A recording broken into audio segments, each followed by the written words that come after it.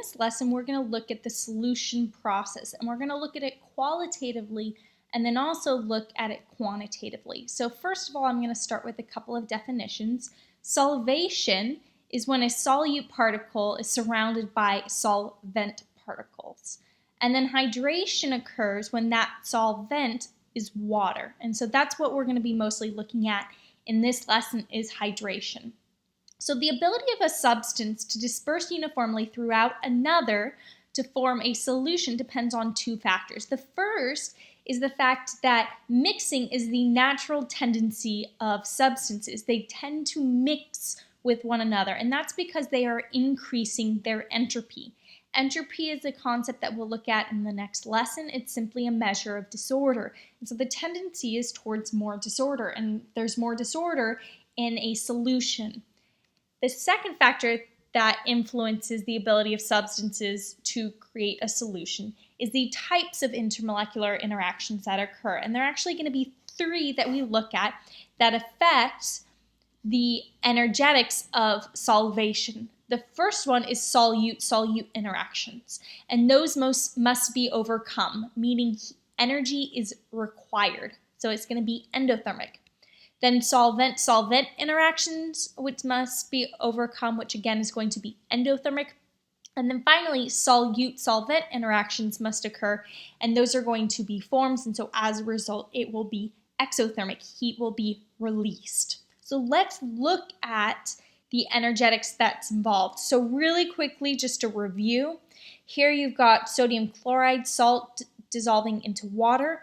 Your solute-solute interaction is the breaking of sodium and chloride ions. Your solvent-solvent is the water molecules breaking from one another, that interaction being broken. And then the solute-solvent interaction is the sodium ions and the chloride ions being hydrated, being attracted to their solvent, which is water. So let's look at the energetics. So the enthalpy of solution equals the change in enthalpy of the solute plus the change in enthalpy of the solvent plus the change in enthalpy in the mixture. So let's actually look at what each of those terms means. So for the enthalpy of the solute, that is the energy that must be provided in order to break the solute-solute interactions. So you can see that there, it's going to be endothermic, meaning that the enthalpy is positive. The solvent-solvent interactions must also be broken for the enthalpy of solvent, therefore it's also going to be positive and endothermic.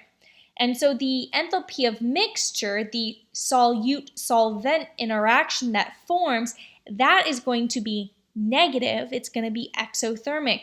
So when you add those together, so the enthalpy of solvent, enthalpy of solute being positive, and the enthalpy of mixture being negative, if you look at the left-hand side graph, notice that the change in enthalpy of the entire solution is going to be negative because the enthalpy that's released in the mixture of the solute and the solvent, that is greater than the two enthalpies that are required to break the interactions. So that would result in a solution that is exothermic, meaning if you dissolve that salt or whatever solute you have in that solvent, heat would be released and you would feel hot.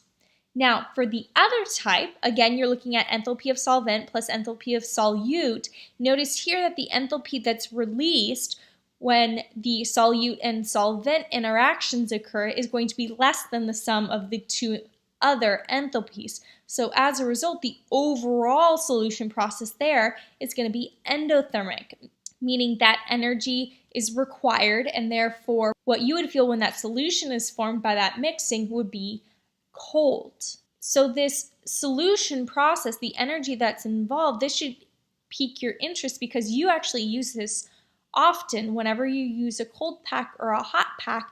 If you're using a hot pack, it's a hot pack because the solute-solvent interaction is stronger than the enthalpy of solute plus the enthalpy of solvent. If it's a cold pack, then the enthalpy of mixture is going to be less. What we're now going to be looking at is calorimetry. And the first type we're going to be looking at is constant pressure calorimetry. And what we use for this is a simple coffee cup calorimeter. And so what we can actually do is measure the amount of heat that is either absorbed or released when a solute is dissolved in a solvent, when you make a solution. So we can actually put some numbers to this now. So what you have to keep in mind is that the heat that the solution, that water solution, gains is going to be equal to the negative heat of the reaction, because what we're assuming is all of the heat that that reaction releases is going to be absorbed by the water. We're assuming that the styrofoam cup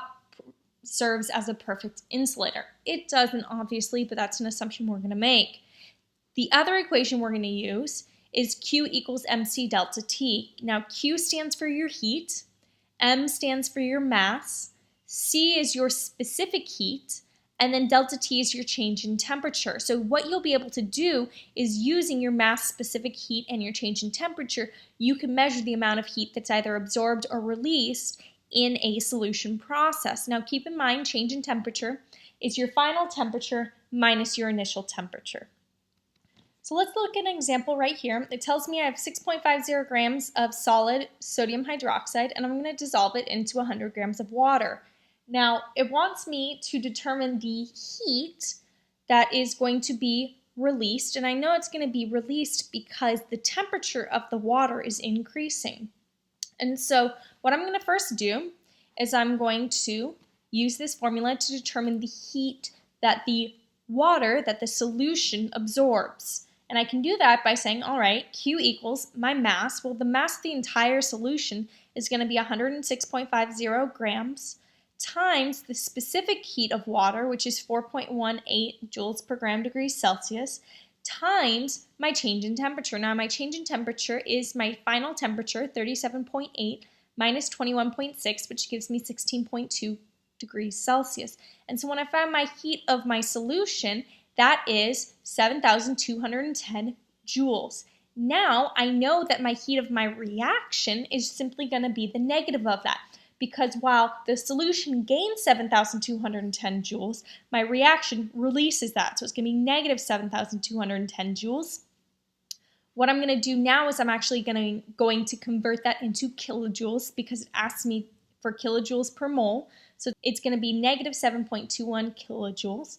And now what I need to do is I need to get into kilojoules per mole. Well, what I can do is I can say, all right, negative 7.21 kilojoules is released when 6.50 grams of sodium hydroxide is dissolved. Well, I want to figure I can figure out per gram. I want to figure out per mole.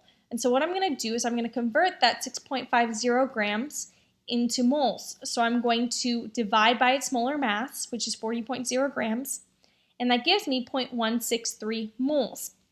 So what I can do is I can take negative 7.21 kilojoules and I can divide that by 0.163 moles, and that will give me kilojoules per mole. And so my final answer is negative 44.2 kilojoules per mole. Another type of calorimeter that we could use is a bomb calorimeter. Now, a bomb calorimeter allows us to measure the heat that's involved in a combustion reaction. So, for a bomb calorimeter, the units are slightly different, but use your units in order to solve the problem. So here, it tells you that you have 1.00 grams of N2H4, and it's burned in a bomb calorimeter, and the calorimeter increases in temperature 3.51 degrees Celsius. Well, it tells you your heat capacity of your calorimeter. Notice it's just kilojoules per degree Celsius, not kilojoule or joules per gram degree Celsius. So all you have to do to calculate the heat that's involved is say, all right, Q of my calorimeter equals, well, my specific heat, which is the 5.510 kilojoules per degree Celsius, times the change in temperature, which is 3.51 degrees Celsius. So the heat that the calorimeter absorbs is going to simply be the negative of the heat of the reaction. And so it would be negative 19.34 kilojoules. Now that I figured that out, all I have to do is get into kilojoules per mole. Well, I start off with 1.00 grams of N2H4, and so I'm going to convert that into moles by dividing by its molar mass, and that gives me 0.0312 moles.